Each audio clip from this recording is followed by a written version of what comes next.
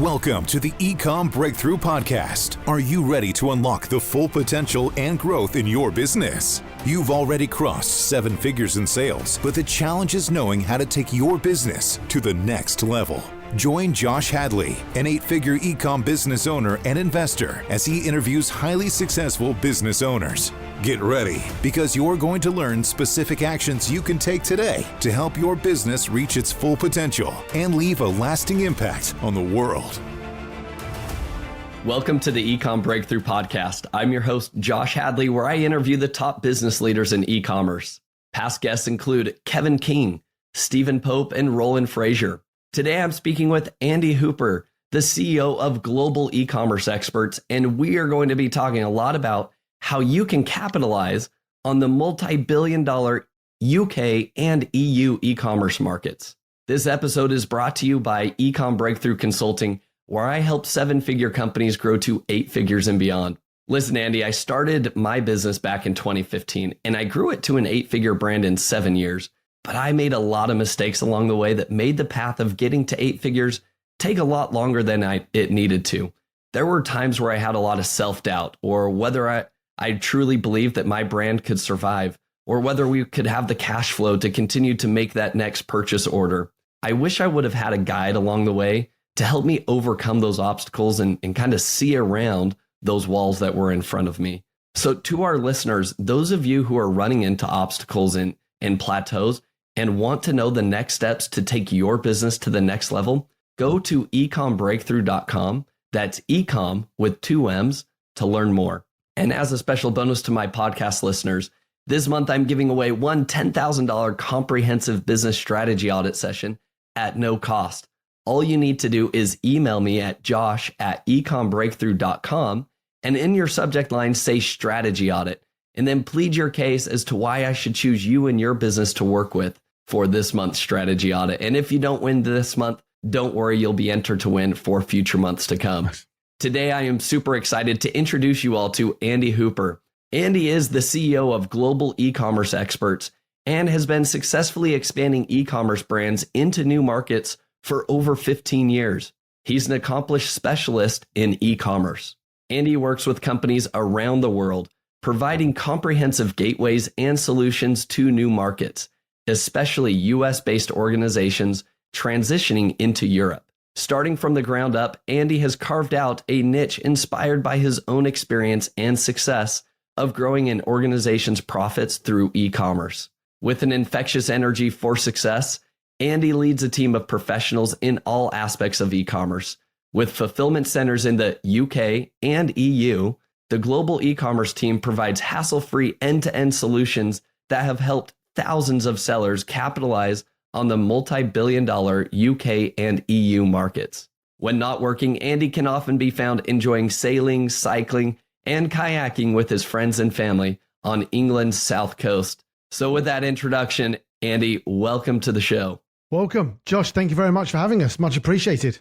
Hey, I'm excited to have you, dialing in across the pond, so to speak, and you have got a wealth of knowledge when it comes to global expansion. And we had a conversation prior to hitting the record button, and what you guys do is so uniquely different than I think many of the other agencies that help people kind of expand into Europe. And you've got a wealth of knowledge that I think our listeners are going to be anxious to hear. So, Andy, first of all, tell me how you kind of had the idea to start Global E-commerce Experts. Well, I think like a lot of entrepreneurs or business owners that will listen to this, I sort of fell into it. Is probably the right answer.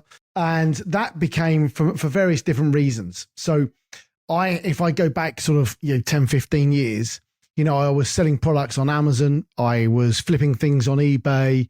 Like many people listening to this, trying to find extra ways to earn extra cash to be able to supplement my full-time income and enjoy doing something slightly different. I set up various different businesses. I've been a wedding photographer, a 3D printer, a sports consultant, a dog sitter, and a whole host of other things that we probably don't need to go into here. But the sort of journey into where I am today sort of is probably similar to many of you, where I've tried lots of different things. Some work, some didn't. I learned a lot along the way. But in 2016, the VAT rules changed for Amazon sellers that were based outside of Europe. Well, the rules didn't change. Amazon typically, or marketplaces, had to show due diligence to the government that they knew what the VAT numbers were for sellers. So having being an Amazon seller, at this point, I could see this happening. I could see the forums. I could see everything that was going on. And I was like, I can see something happening here. How do I do VAT? Because that sounds like that could work really well. How do I work with businesses outside of Europe to expand them in? Because I'm much more of a service-based person than I am a product-based person. Serving someone and giving them great service and watching them grow from my, I used to be a sailing coach. Watching people grow or learn or get better is what I love doing. And selling products just doesn't excite me as much as a service-based business. It's just not my thing. Although I've done it, I understand it and did okay, it just wasn't that got me excited. So we came up with this idea in 2016 that we would do VAT for American sellers that were looking to expand or needed a VAT number in Europe. Worked with an accountant, brought an accountant in-house to deal with that, and off we ran. And we started the business July 2017, and we've been doubling every year since. I love it. What a great introduction. And obviously, like, what I think is interesting to point out is that you saw a deep need in the industry, and then you created a solution to resolve that need. And, you also identified what your core capabilities are, right?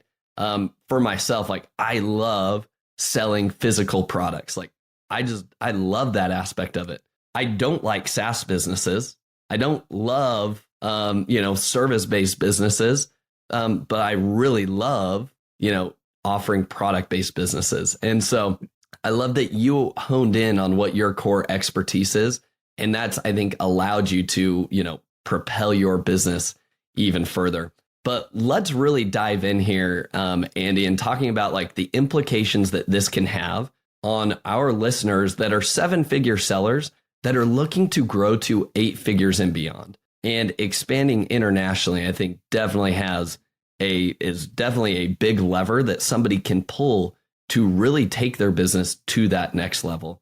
So Andy, as a business owner and e-commerce entrepreneur, looks at all the different levers they could pull. They could expand on TikTok. They could expand into Etsy or Walmart or retail, or they could expand globally. Like, there are so many different things we could put our initiatives and our effort behind. But the most important thing is to understand which lever is going to provide an outsized return for that business. So my question to you, Andy, is what type of returns are you seeing for businesses from the US that are expanding into the EU and the UK? So every brand is completely different. That's the first thing to say. Different brands have different levels of success. But what we see from our data, we see data points from different points of the customer journey. We do the compliance piece, the logistics piece, the online distribution, and because we can see the data sets on all of those, what we see is the successful e-commerce brands that are expanding to Europe and employ the right strategy should be able to see after a period of time, and this does depend on, again, coming back to the brand, they should be able to get to 80% of their US sales. So if they're doing, 10 million in the US, they should be able to reach 8 million of sales in Europe with the right strategies. Now, that's going to depend on a whole load of factors, and we can get into some of those, I'm sure, further down the line. But it's about how you really maximize those opportunities. When you're looking to grow your brand, you've got a million different options, and you mentioned some great ones. Do I sell on TikTok? Do I open a Shopify store? Do I sell on Walmart? And the list obviously goes on and on and on. And it's about where you're going to see that growth and that opportunity.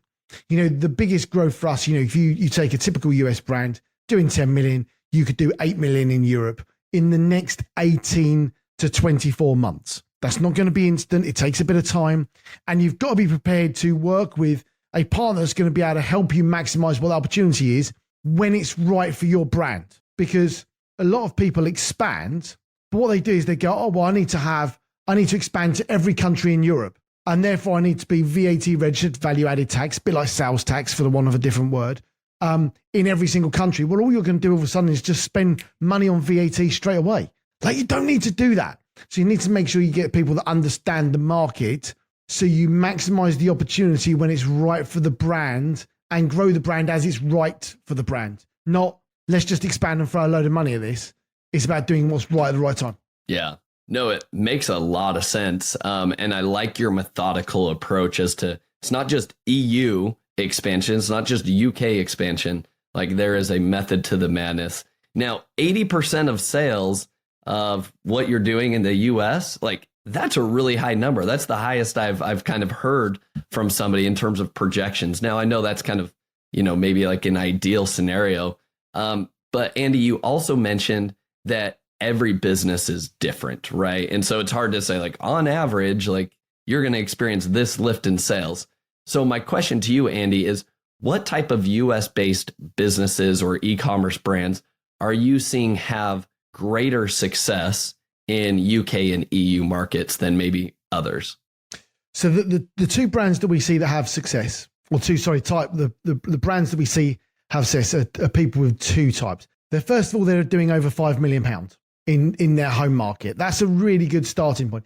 You can start below that, but realistically, you need time, resource, or cash, or a mixture of all of those in order to make it work. So you need to be able to invest in products. You need to be able to invest in your expansion. You need to be able to, and I can use the word invest again, but you see where I'm going. You need to be able to have the ability to be able to make that happen.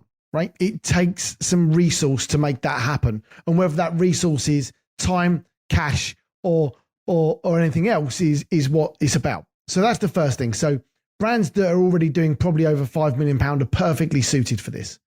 If you're doing under that, you can do it. It's just a little bit harder work because you haven't actually made your home market, I'm not saying a success because that would be unkind to people doing under 5 million, because actually, over a million in sales is epic. You should be patting yourself on the back because you're doing a great job.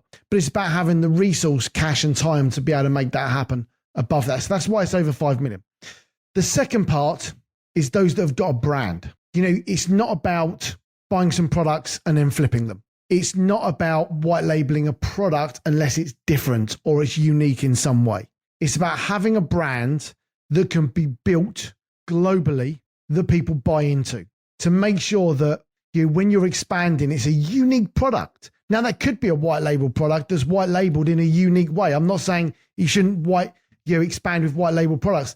And I guess the third one I'm going to throw in is that if you don't expand your brand, someone will take that and sell it in that market. So, if they then decide that, okay, you've got widget 1 and you only sell it in the US, I'm going to think, well, that's a great product. I'm going to sell widget 1A in the UK and Europe because, quite honestly, you don't have an IP for it over here, and your factory will make it for me as much as they will you, and I'm going to put it in a different box.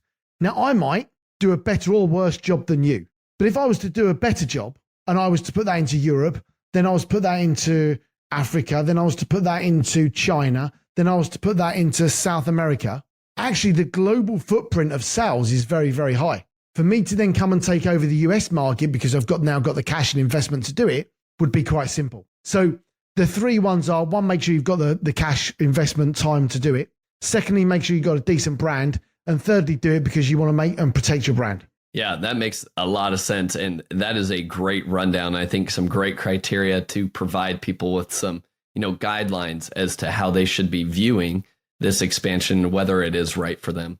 I have another follow-up question on that note, Andy. Do you see any particular product categories succeeding well over others? For example, everybody loves their pets, right? But is the US uniquely, obsessed with pets compared to the UK market? Or is it supplements, right? Workout supplements really do well in the US, but they don't really have as much traction in the EU for whatever reason, right? Are there any examples that way, particular product categories that you see succeeding and others not doing as well? So the downside to Europe is there's 28 countries. With 28 countries, there's 28 different variations of exactly what you've just said. So every country is slightly different. The advantage is there's 550 million people. So the ability to get your product to far greater numbers than in the US market is possible. But with that downside is the 28 countries. Every single one of those countries is slightly different. The things that we saw working really well 2 years ago aren't working so well now because we're in a different economy. We were seeing board games selling hugely well during COVID. Well, everyone wants to be outside now. We're then seeing stand-up paddle boards, hot tubs, all of those things become really, really popular. We're now seeing supplements. Supplements were very popular during the sort of COVID period, but have continued being popular. I mean, supplements is probably our biggest, largest growing area of all types of supplement. Anything you can think of, we've probably got sellers that are expanding with supplements of various types. I would say that the growth of supplements in Europe is far greater than it is anywhere else. In the US, the market is established for supplement sellers, I think would be a right word. It's commonplace to be selling supplements. People understand it and people get it. In Europe, they're a little bit further back than that. They're not, they see it as, oh, well, we should be doing that. But I would say that it's probably the fastest growing category. Yeah. Pets is always going to be popular because people spend more money on their pets in certain countries in Europe. So the UK, definitely. Germany, definitely. France, definitely. But some of the more Eastern European countries, you don't spend as much on pets. It just isn't a done thing. As you move further east and southeast, less and less will be spent on pets, but more and more will be spent on outdoor stuff. You won't sell any ski stuff as soon as you start getting down to Greece, but you'll sell more of it as you move north. Yeah. So, there isn't a one size fits all. It's very, very seasonal. Or you can have seasons, but again, different parts of Europe have different seasons at different times. Yeah. It's the beauty of Europe that one day you can be skiing and the next day you can be in, 40-degree heat. And I know the US isn't too dissimilar to that. You're used to it being just one country. I could in half an hour from here today, I could be in France. Completely different culture, completely different ethos, everything else. Yeah. And that's what we deal with. In the US, in half an hour, you wouldn't even get to one side of a city to the other, let alone a different country. So the answer is there's not one supplements is the fastest growing category I see at the moment. Pets go well. So it's about understanding what your product is and doing market research to understand what that looks like. Okay. That makes a lot of sense. Now, an additional follow-up question to that is, do you ever work with brands that have to actually maybe even change some of their products to actually fit the particular market that they are trying to go into, whether it be Spain or France, Germany, the UK, such as like the product wording? Let's take like a daily planner, for example, right? Somebody has a daily planner that's working well in the US. One example is, I think in the US, a lot of people like to view their calendar starting on Sunday, right? Like if you lay out the week. But in other countries, they want to see the week laid out starting in Monday. Yep. And it's little nuances like that where that international expansion becomes a little bit more cumbersome. Do you still see that as valuable if you need to tweak your product accordingly? And do you have any experiences working with brands they actually have to invest time and actually create a new SKU to serve this EU, UK market? Yeah, a lot of our clients that are US based typically have to change their product in some way. So that could be an electrical product. The plug's different. The plug's different in the UK and the plug's different in Europe. So straight away, if you take that piece alone, you sell an electrical product, the plugs need to be different. Yeah. If you're selling a product fulfilling it from certain places in the world, it's different countries, it needs to be translated. Certainly the let's call it the health and safety part of the label needs to be changed, right? Needs to be read in that country so people can read it. So there are different things that need to be done. So, you need to make sure that let's call it the product compliance along with use of product is right for the market. And you're right exactly there with the example you gave, the planner. The UK and Europe, we essentially speak the same language. but words are very different. So, if we talk about pants, in the US, I talk about pants. In the UK, they're trousers. Now, if we talk about pants in the UK, that's briefs. So if you start talking about pants, I'm thinking about my briefs, not my trousers. And all of a sudden you get yourself in this situation where you need to make sure you understand the language. And obviously in German, that's something different, and French and so on. So you're right. The product does need to tweak in certain places. And we do this in 3 stages, because when you're expanding your brand from a consultant's viewpoint, you want to make sure you're maximizing the product, the opportunity, and everything else. So when you're expanding to the UK, you can make some minor tweaks. When you then expand to Germany, you can make a couple of more tweaks. Do you need a specific product in those markets? The answer is possibly. Right? So you have a UK product, a European product, and that all then comes down to, okay, do I need to get my products made and then distributed directly into that region? So let's take an electrical product. You would have a UK product made with the distributor. Now, wherever you're getting it made in China, we'll be able to put a UK plug on, a European plug, and a US plug, right? Yep. They will all be able to do that. Virtually every factory you have will be able to do that, no problem at all. But will they have the right certification to stamp the plug to say that it's certified to the regulations in that country? So in the UK, is it UKCA marked? In Europe, is it CE marked? And obviously in the US, what markings does that need on? There's a whole load of different things. So it's about understanding what tweaks and changes can you make to the product simply, because you can overthink this stuff. Yeah. And as business owners, you want to have that 80-20 rule. You want to get speed to market without going through, do I need to do everything? No, you don't need to do everything, but you do need to do some fundamental changes to make sure it's compliant. And following on from that, what you then need to do is make sure that you can maximize the sales to the biggest market from day one, and then build the brand out step by step. Yeah. All right, Andy. I'm already, as a brand owner, I'm already overwhelmed with the amount of complexities that you have to think through with all of this, right? Yeah. I mean, this is definitely, in this conversation, I'm already understanding, like, this is not something I can go alone at. I have no idea what the French market needs, nor the Spain market or Germany. I might have been a tourist and had visited those countries, but creating a product, right, that actually meets the needs of those customers is a whole other animal in and of itself. So my question here, Andy, is how do you kind of guide a brand through this process so that it is less overwhelming and cumbersome and as easy as a process as it potentially can be to capitalize on all of the e-commerce opportunity in the UK and EU? So we've worked with over 2,000 clients now, and that's between our VAT, our warehousing, our account management, all the different pieces that we deal with.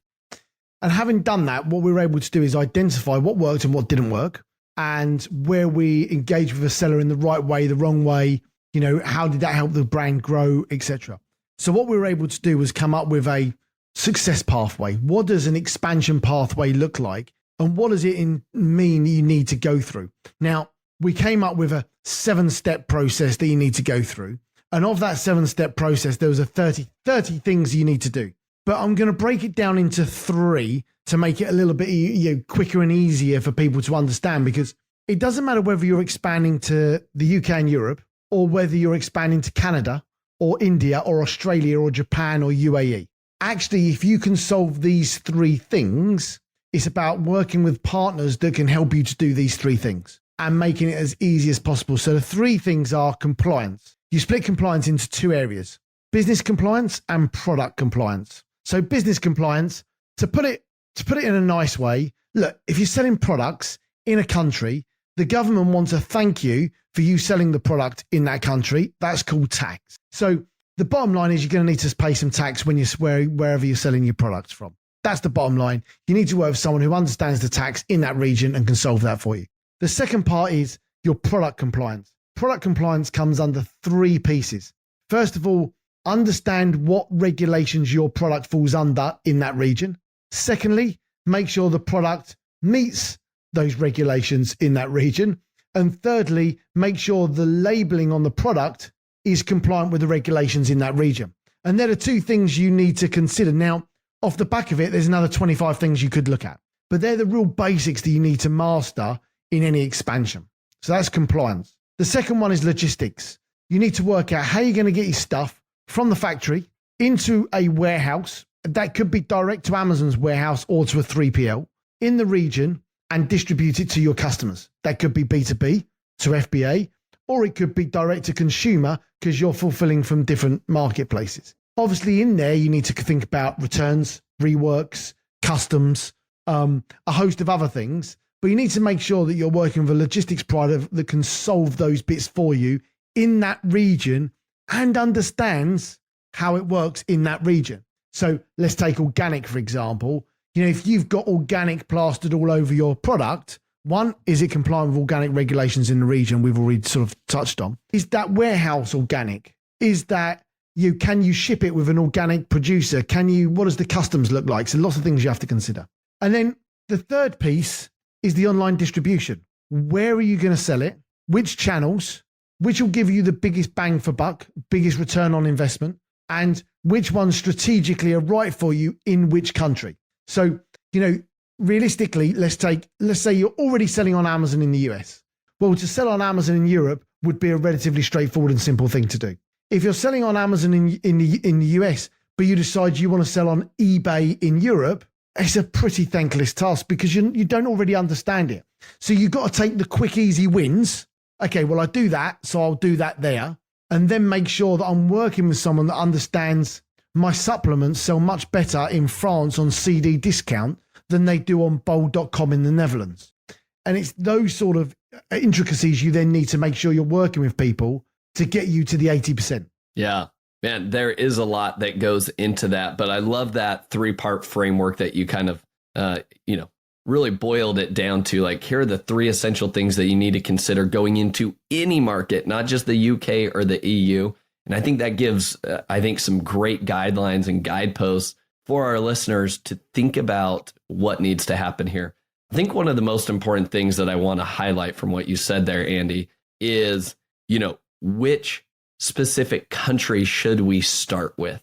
Instead of just looking at the bigger task of, hey, I need to do EU expansion, that's overwhelming. If you can narrow it down and say, like, actually, the best country for my product and is going to be Germany. And here's why, obviously looking at keyword search volume and what products are currently on Amazon. Is that something that you help guide your brand through, is kind of doing those keyword research analyses to be like, yeah, let's not go to Spain because nobody's searching this search term in Spain, but tons of people are in Germany, for example. Yeah, so we've got a team of growth managers and account managers that support our clients with all those different things.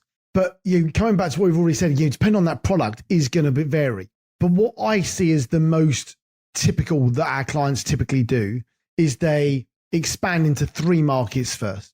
And that's the UK, Germany, and the Netherlands. I'll come to the Netherlands in a moment, why that's important. But the UK and Germany, between them, account for 2/3 of all sales on Amazon in Europe. So if you're an Amazon seller, it makes perfect sense to open up in the UK and Germany. They're the most active e-commerce markets as a rule. So it's not just Amazon focused. That could be, your Shopify site or whatever else you're working on. So those 2 are key because it gives you access instantly to, one, the UK market. You'll understand that because you speak, if you're coming from the US, you'll understand English. You'll be able to work with that, no problems. Germany is a step to the right with a foreign language if you haven't already done Spanish in the US. So you can then look at, okay, Germany's the next biggest market. Let's do that next. Now, the reason I say the Netherlands is because it's a strategic location from a logistics point of view. Everyone, and I mean everyone, ships all of their products into the Netherlands and distributes from there. So what happens is by shipping into the Netherlands, you can have a warehouse facility or 3PL facility in the Netherlands and distribute from there. What it does 2 things. If you are an Amazon seller, you can ship across the border into Germany, and you're thinking, or some people will be thinking, why don't I just ship to Germany? Well, just Google e-commerce shipping to Germany and just look at the forums. I don't need to say any more about that. So what you need to do is focus on how you can make that happen easily. So you ship into the Netherlands, you distribute into FBA if that's what you're doing into Germany, and then you can distribute direct to consumer from the Netherlands to every other country across Europe simply and easily. Now, if you want a next day delivery across the whole of Europe, you'll need a slightly different service. But when you're expanding initially and you need proof of concept to make sure it's going to work, you don't need next day delivery across the whole of Europe. You need to be able to get the products in the hands of customers in a 2 to 3 day time frame across the whole of Europe is more than good enough. That's the way to deal with it. So that's that answer is, when people expand, UK, Germany, and the Netherlands, UK and Germany accounts for 2/3 of all sales, and the Netherlands is a strategic location to do your logistics from. I love that. I hope our listeners, called out or pointed out that hack, and I think gold nugget that you just shared, that the Netherlands is a strategic position. I've actually never heard that. Maybe I'm new to that game, but I think that is so important. And again, why somebody should work with an expert like yourself that understands the entire game and oversees everything. Andy, I want to ask you, do you have any case studies that you could share with us of some brands? You don't have to call out specific brand names, but some examples of somebody that was doing well in the US and some of the results that they saw by expanding internationally, and give us a few case studies. Yeah, so there's a couple of really good case studies. One will be a card game that you will probably have heard of, who was a Kickstarter campaign, did really, really well in the US.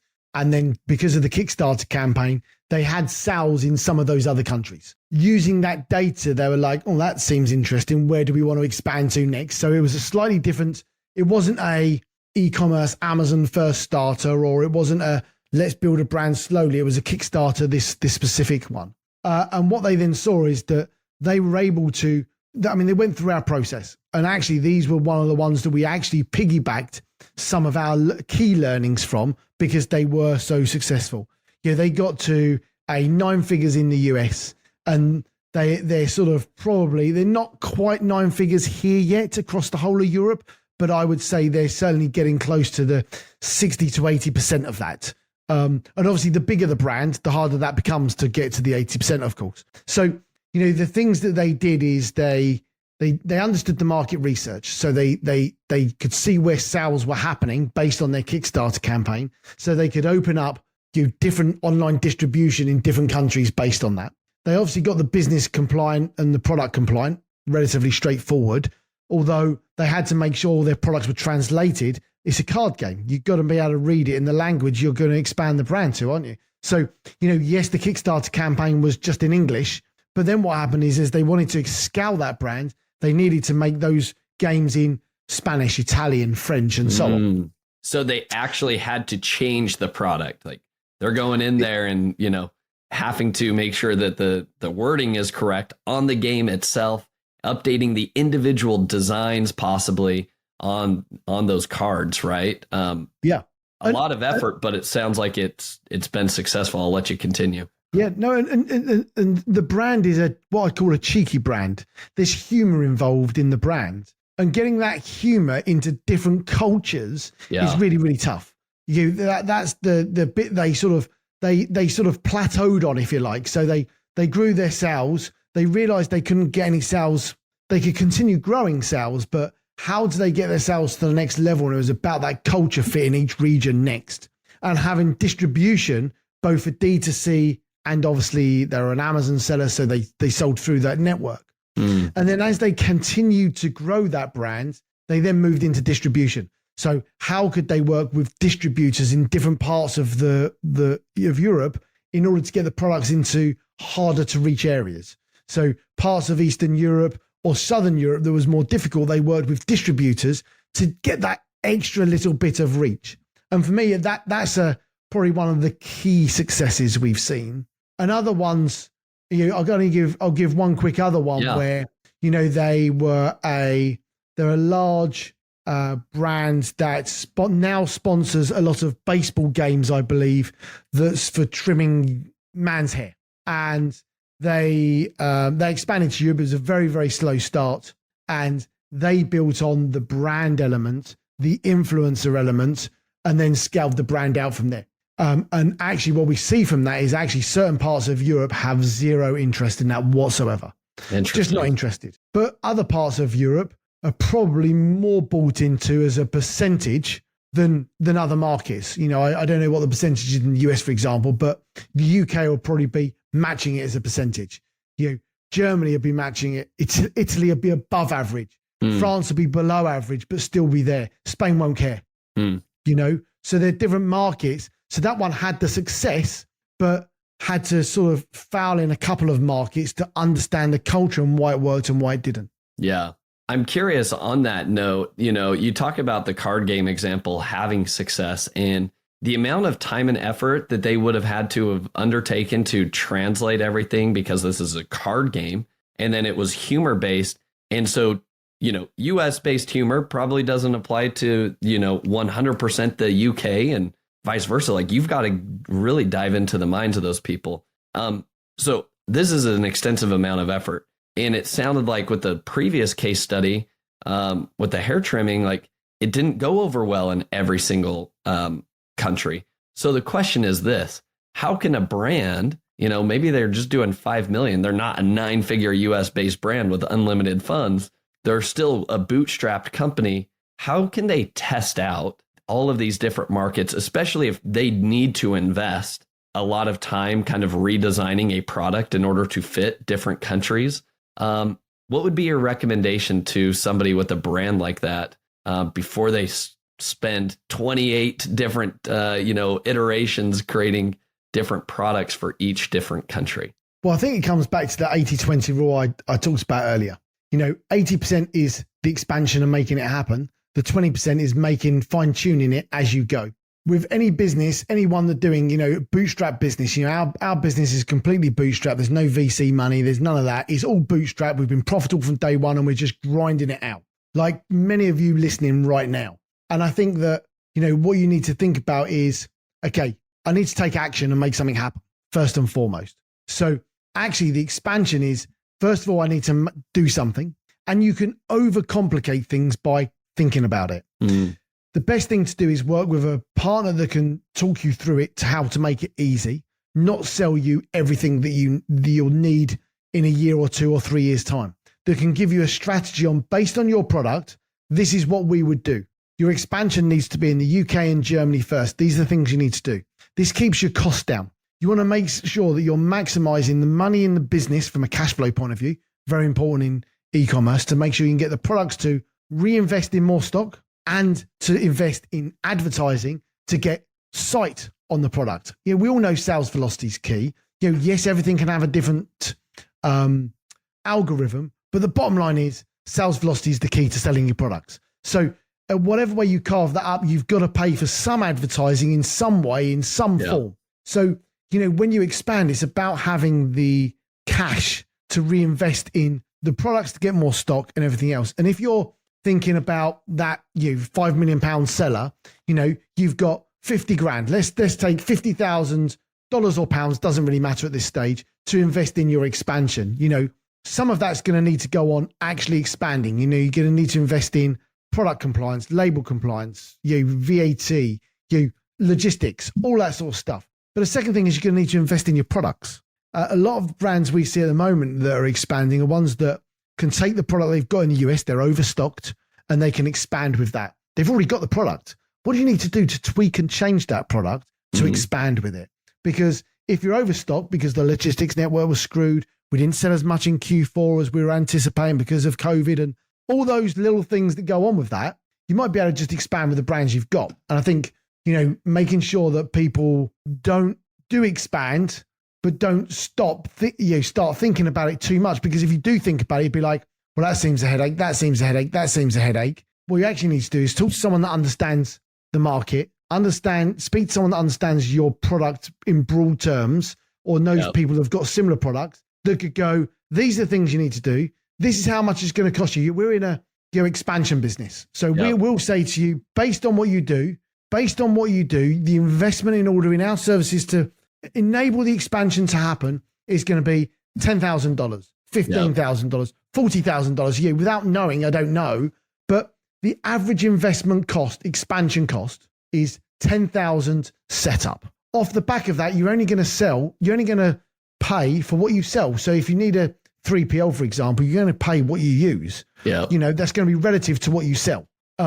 Shipping is only going to be relative to what you sell or ship. So there are a lot of variables in there, but to expand our average initial expansion cost, I'm happy to, is anywhere between probably $15,000, So in order to get you set up to expand is $15,000 for you to get set up. If you want all the bells and whistles, it'll cost you $40,000. Yeah. But that's going to depend on you as a brand to enable that. So if you're sat there thinking, how do I maximize the opportunity?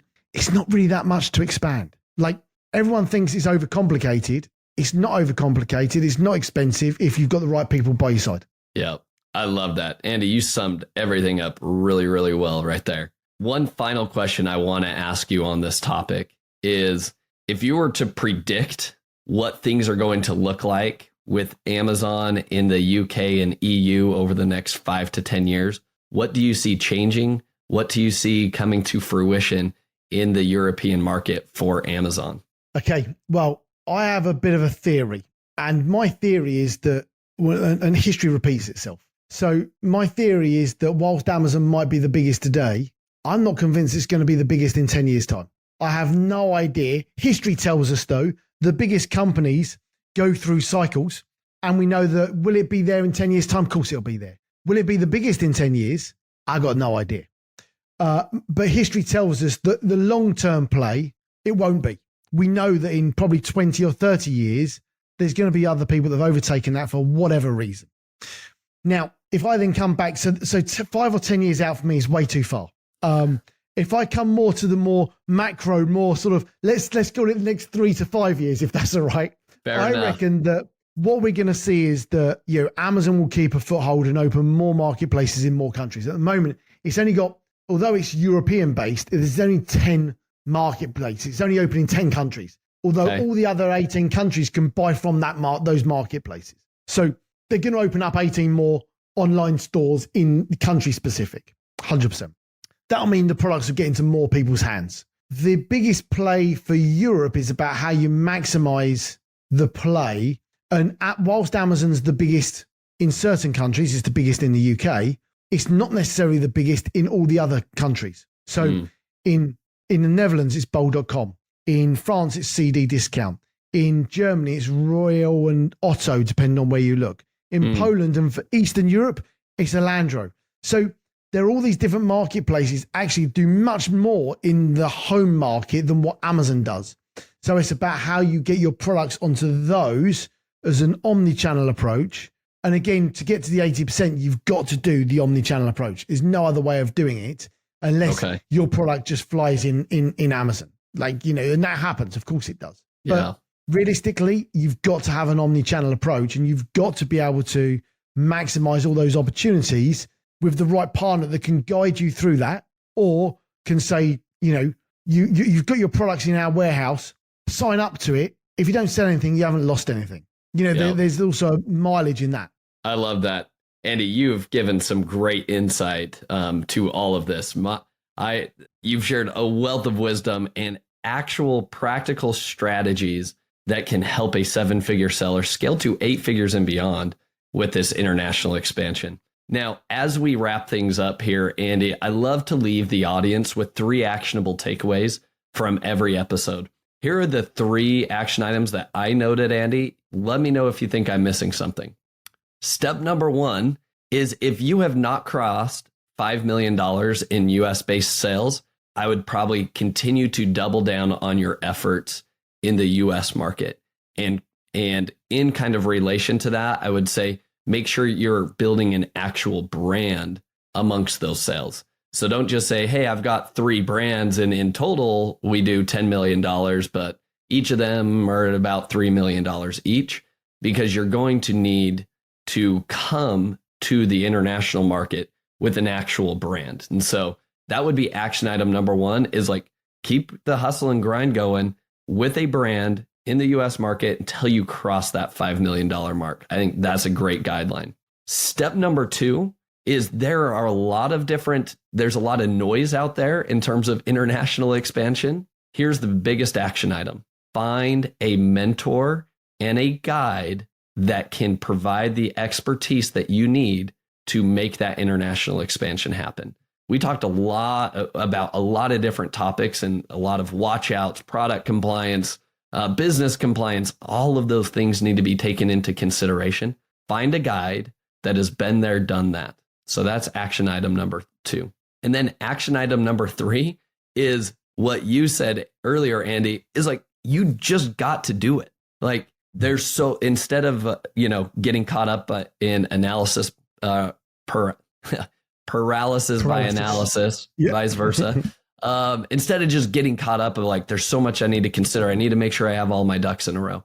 That's why you lean on that mentor and just take your step forward. Take one step forward. You don't know exactly what's going to happen, but you will never know if a huge opportunity is on the other side of that door if you don't at least knock and put your foot forward. So those are my simple action items and strategies that people should be taking away from today's episode. Andy, do you think I'm missing anything, or would you add anything to those notes?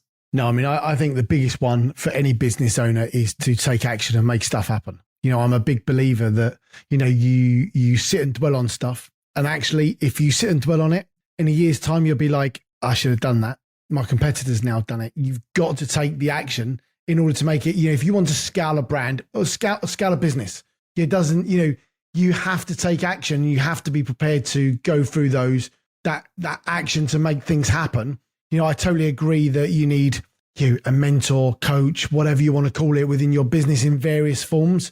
Some of those things are very popular, but you need someone that's done it. We're in a position to be able to support people with that. We are your guide, hence the success pathway. What does that look like? Here's the framework. Yeah. And for those that want to expand, you can take the 3 things away: compliance, logistics, and online distribution. They're the 3 things you've got to double down on and think on about. If I'm going to expand, whether it be to Mexico, Canada, Australia, Europe, doesn't matter.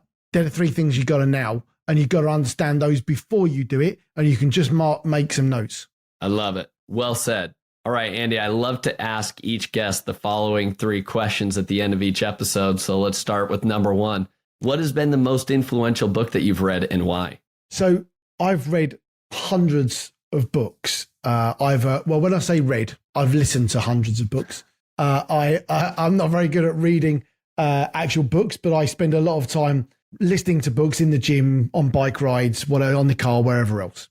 And I think that whilst there's lots of different books, there are different types of books out there that work for different people. And I think that the number one thing that people should consider when they're growing a business, you can have all the best websites, you can have all the best staff members, you can have the start, do it now, you can have all the rest of it. But the number one thing that I think that people need is sales and marketing. How do you understand who your customer is? How do you know where they are? And how do you get them in order to grow your business? So I remember when I first started out a business, I was going through different learnings and everything else. And the series of books that stuck with me, whilst we don't do this in-house, is so Russell Brunson, ClickFunnels. There's sort of 3 books that he's got: .com Secrets, Expert Secrets, and Traffic Secrets. Now, whilst I don't necessarily have ClickFunnels, it's not part of what we use for our business. Actually, the methodology, the process, the simple pieces of know who your customer is, know where they are, know where to go and find them, and to pull stuff together is exactly right. And there's probably the books that I've read 3 or 4 times at different points, not necessarily from a funnel generation point of view, but from a marketing and sales point of view, to understand, okay, how do people look for stuff? Where do people go? Not how to sell, sell to one person. Okay, I'm trying to buy my stuff, but more from a marketing led point of view, and I think that you've got to have different opinions, and everyone's going to have a different opinion, whether that's going to work for them or not. The self-development stuff is always going to be important. How do you, get up in the morning, join a 5 a.m. club and smash out a day, always going to be important. But for me, having someone that you can listen to that resonates both on the book, podcast, or whatever else, for me, that was important. That ability to talk about marketing, how you're thinking about the customer at all times. Yeah, I love that. Those books I would highly recommend as well, even if, taking the principles away from them, even if you're not selling on ClickFunnels specifically. All right, Exactly let's go to question number 2. What is your favorite productivity or software tool that you've recently been using that you feel like has been a game changer? So I think the number one tool we used as we were scaling was Trello. Trello was a really easy place to put business plans, strategies, lists for clients, a whole load of different things. Really easy and simple. We use this really, really well. And for me, Trello was probably the game-changing piece of software that, to be fair, we use very little now because we have CRM software, more software than we probably really need or want, but it's all integrated with that type of stuff. But Trello for me was the number one hack that helped me to scale the business that I used that was free, that we still use broadly today, that for anyone listening thinking, well, I don't really want to pay for a CRM, or I don't really want to pay for some project management software, or I don't want to, actually Trello does all of that really, really well, really simply, and it's easy to use. And I think that's the important thing. It's easy to use for people. So that's my number one software that we use to help us scale and grow. And for me, the listeners here are wanting to scale and grow, hence why I use that one. I like it. That is a great tool and recommendation. I've used that as well. All right. Our third and final question here, Andy, is who is somebody that you admire or respect the most in the e-commerce space that you would recommend our listeners should be following, and why? So I think that one of the there's a lot of influencers in e-commerce. Some know what they're talking about. Some don't know what they're talking about. And we've all been byproduct of that somewhere along the line. The ones that talk lots, in my experience, are the ones that aren't doing. So it's about making sure you've just got a balance of how much is this person doing, how much is this person not doing, what are they doing, and what can you see they're doing, what are the tactics they're making in order to grow and scale their business. So one of the ones that I've taken over the years is there's a VAT company here in the UK, completely competes with what we do. But so it's called Avask Accounting and Business Consultants, I think, Avask. Many people, if they've done VAT, certainly through Amazon, will probably have heard of them. And the owners of that, Melanie and Angelos, whilst there's two people, but they're sort of the business owners. What they've done strategically for their business to grow it has worked really, really well. They don't shout loads on LinkedIn. They don't do loads of stuff. There's certainly people that if you get the opportunity to speak to and listen to, you should do. They've got a wealth of experience in e-commerce, totally understand the markets, and have grown a really successful business. And one of the things I think that business owners, certainly in e-commerce, are guilty of doing, they like to talk to people just in e-commerce doing e-commerce.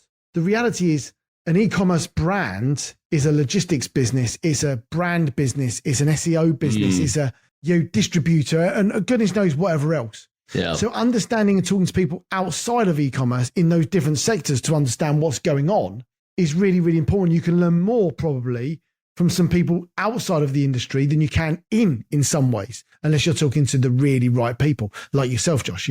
It's about making sure you're listening to those different people. So in the industry, I would say that what that company is doing, what that team is doing, is something that people should follow and listen and look into. Although they're a competitor of ours, there's so many e-commerce sellers, it doesn't matter. I love it. So that's what I would recommend. I love it. Andy, great guidelines as usual. Andy, as we conclude here, where can people go to learn more about you, follow your journey? And then secondly, if people want to utilize your services, if they need that guide or that mentor or that expert to help guide them in this EU, UK expansion, how can they reach out to you and find you? Nice. So the best way to get hold of me is LinkedIn. Just go to Andy Hooper into LinkedIn, and I'm pretty certain I'm going to come up in one form or another. So that's where you can get me from that description. From a business point of view, we successfully expand e-commerce brands globally. Now, we have a key focus on Europe, but we can advise and support in other areas of the world. But if you want to grow and expand your brand, the best place to do this, there's two things you do. You can go to our website, and on our website, you can download our 7-step guide on how to successfully expand. There is no wall behind it. You haven't got to put your email address in, and there's no clickbait to put your email address and all the rest of it in. I fundamentally believe that when you're ready to expand, you want the people that can help and support you. We are the right choice, and you'll come to us. So you can go to our website, which is globalecomexperts.com, and you can obviously Google us and you'll find us. But to download the 7-step guide, it's our website /podcast, and you'll find the 7-step guide there. You can go to, if you listen to a podcast, you can go to our podcast, Global Expander Secrets, and you'll be able to listen to our podcast that gives you all of the information on how to expand. We don't hold anything back. We teach people how to expand because we believe that everyone should take their brand globally, but we believe they should do that when it's right for them, not pre-described by anyone else. So go and get all the information from our podcast. It's on YouTube and all the rest of it as well.